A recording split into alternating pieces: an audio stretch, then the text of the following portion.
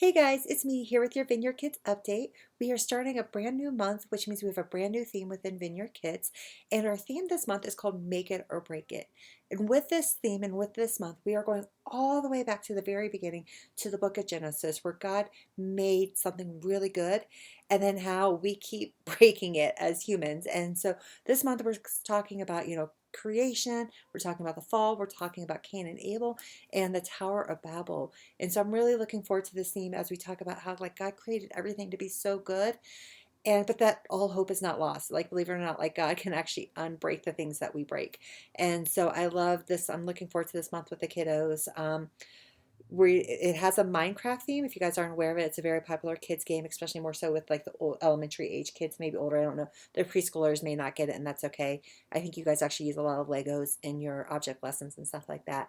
Um, Speaking of Minecraft, our elementary kiddos with their curriculum, they're actually going to have the opportunity before each service or after when we have the hangout time is to play Minecraft. We have a couple of our tablets that Jamal has been very gracious to work on getting that game installed on them so that we have them available for kiddos to play with.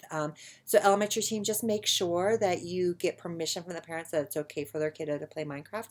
I will try to make sure it's part of the check-in form. And make sure everything's set to creative mode. Okay, so we'll do creative mode. Um, and so, yeah, so this way we can, the kids can play as just part of the theme and just drawing them into, and you can try to give them challenges as they're playing in Minecraft, hey, try to build this or that. Way back in the day, a long time ago, one of our Epic kids, they used it to build like their favorite Bible story, and they were able to invite their friends into the game to play and was able to tell them about the Bible story. It was actually really cool how that happened. And so, yeah, so, and this will just be, you'll have to think about like how you want to rotate things out and stuff like that. But, so yes, this is a very fun month. But with that being said, preschoolers, you're going to do Make It or Break It all month long. Elementary kiddos, you're going to do Make It or Break It the first 2 weeks. And then starting June 18th, our Epic and our elementary kids are actually going to stop doing Grow for the summer, and we're going to actually align ourselves with what the adults are learning. Kind of like if you guys were aware of what was happening last summer with the Anchor series, when the adults were doing the catechism, we had the older kids doing the catechism.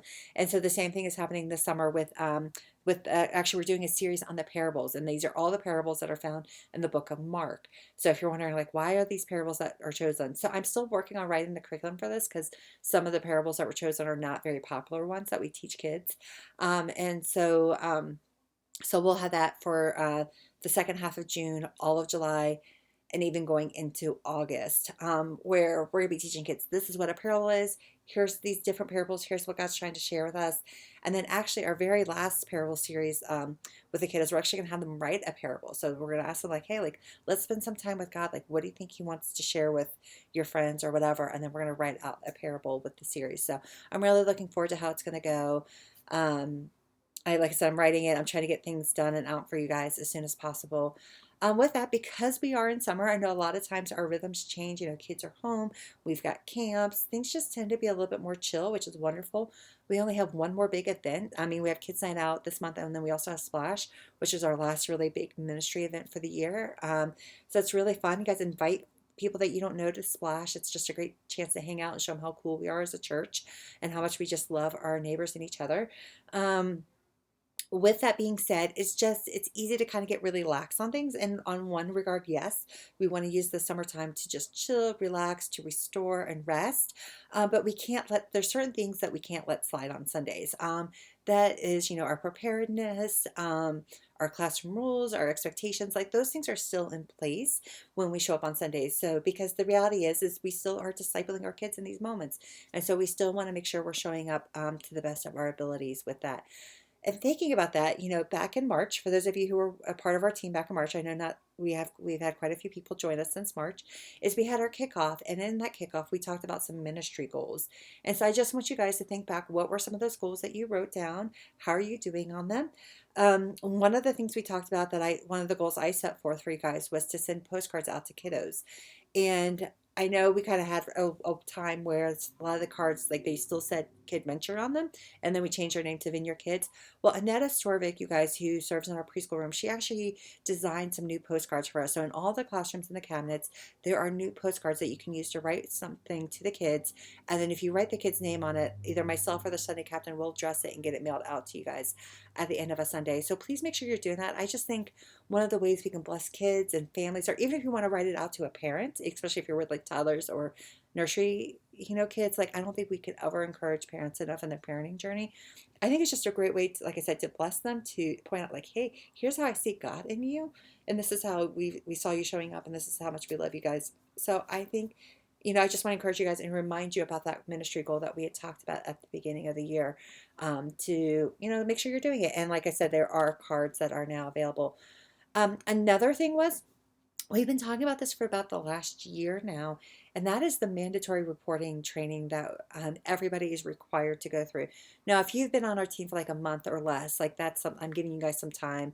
It should be part of the policy and procedure manual that I gave you. If not, but if you've been a part of our team for a while, I sent out an email a couple weeks ago, right before I headed out on vacation, actually, with a link to that training. I actually need that done, you guys. That's like actually really super important, and I know it can be triggering. It's not an easy topic to want to sit there and to think about, but it's actually very important in terms of the safety of our kids, and like being a part, like being an advocate for our kids and for our families. So if you have any questions or concerns about that, please, I would love to talk to you about it. But I do need that done, and I do need a copy of your certificates. So if you got an email from me directly a few weeks ago, you know who you are, if you haven't done it yet. Otherwise, I'm gonna have to start pulling you guys actually off my schedule, until I get those done from you. So just make sure you do that. The training takes about 1 to 2 hours, so it takes a while, but it's not super long. That you should be able to just knock it out real quick this weekend or in the evening. Um, Another big thing to talk about is Move Up Sunday. Now that kids are done with school, a lot of kids, like my daughter, she just completed first grade. She's like, I'm a second grader. So, our kids and our family start to identify with the next age group, and that's fine. That's beautiful. Let them do that. However, we do not promote kids within our ministry until the fall, and we do that because a lot of us are out. Our rhythms get kind of messed up. A lot of kids, a lot of our families are just gone. It's a lot of visitors visiting, and so it's just not like, I just don't want to.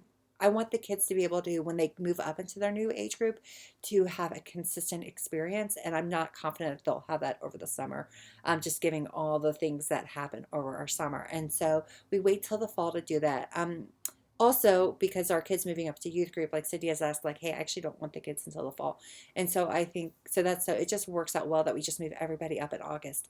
With that being said, as we have new people visiting, or as parents are like, hey, my kids graduated, we need to just be very aware if we notice a new child in our classroom, to be like, hey, what grade are they going to be in the fall, or what grade did they just complete, and then to remind families, like, actually, we don't move them up. So if we need to like move them back for a Sunday, we need to, because what happens is, if we let them like get away with something one Sunday, and then we come back the next Sunday and it gets caught, and then we ask them to move back, that tends to create a lot of friction. So we need to be very consistent about how we handle this and how we talk about this, with our families.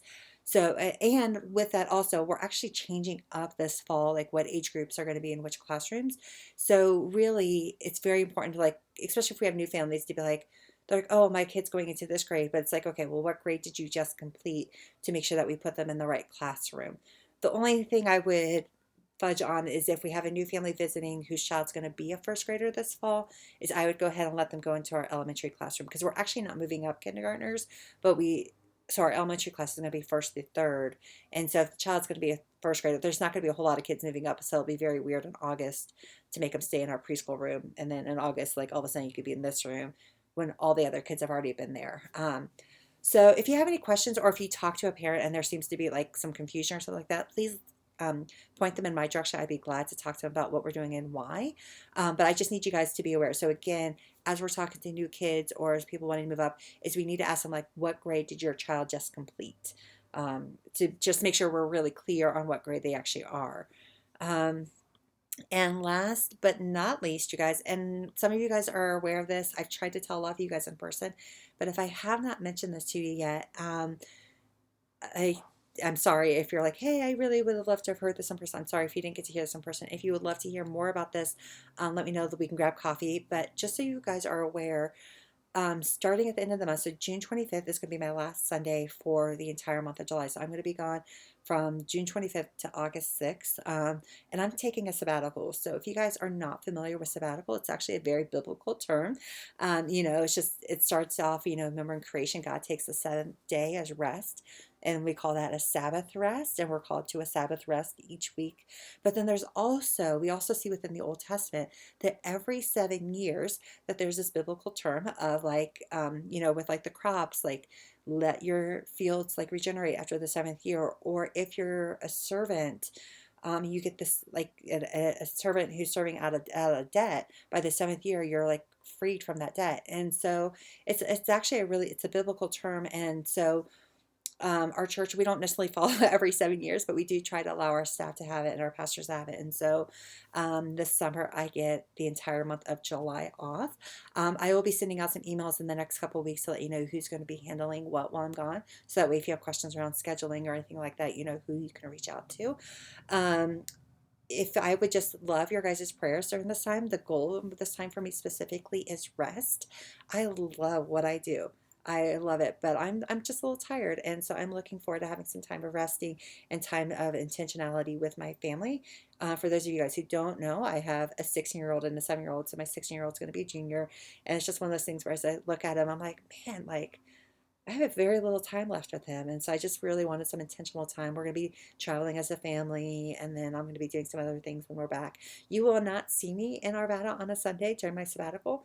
And that's just very intentional because I love you guys so much. I know if I step into the building, I'm going to want to be like, hey guys, like, and like we'll end up talking about ministry stuff. And I'm trying to be very intentional about my boundaries during this time. And so, um, yeah, so June 25th will be my last Sunday, and then I'll be back August 6th.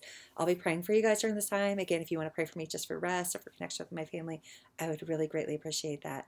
So thank you guys so much. If you hung out and listened to this entire long video, let me know. And especially if you'll be at first service tomorrow, or let me know. And I will either send me your Starbucks order. I will come into church with a Starbucks order for you guys, or if you're coming to second service, then because that really won't work because I'll be at church all morning, I will give you guys a Starbucks gift card. So let me know, and thank you guys so much, and I will see you on Sunday.